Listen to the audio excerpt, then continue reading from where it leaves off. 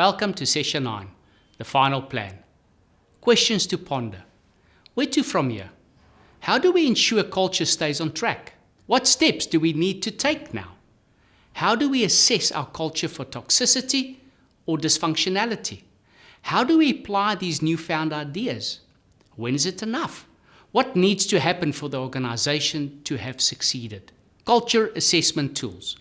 Besides the observation, what exists test. I feel things are off and I just do not know where and why, or conducting interviews or surveys with staff and customers, may you also conduct formal culture assessments within the company.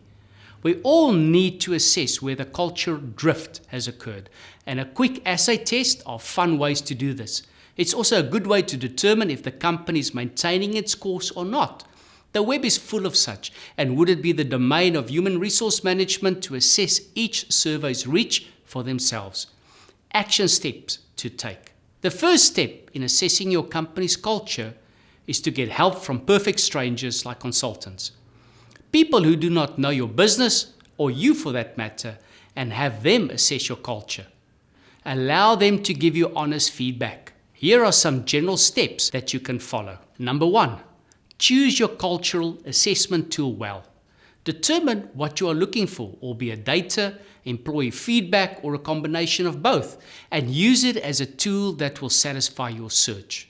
Point 2, compile the results impartially. It is important that HRM remains objectively impartial to the data received and bravely call out the deficiencies. Point 3, analyze the results and draw conclusions. It's best you look for patterns and present your conclusions to leadership for them to act on. Point 4, devise a plan for cultural change to happen. It's advisable you start by addressing the gaps your survey highlighted. Keep in mind that being a cultural change agent has its own challenges. Issues such as implementation, communication, and monitoring progress may require a very hands-on approach, but the results will be worth it. Lastly, stick to the plan. Setting the organizational culture in place and allowing it to develop and grow can be a scary process. No one ever likes to fail or start something and see it die a slow death either. As mentioned, it all lives and dies at the hand of the management team, top leaders, and even the founders of the company.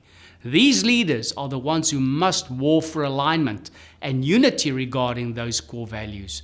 Once they have bought in, will it be easy to implement the values, and the results will speak for themselves. The values are there. That's an undeniable fact. They are part of your company and they play a leading role in how people behave at work. That behavior has a massive impact on your bottom line. And while that remains true, will the biggest impact be on the overall health and productivity of your staff?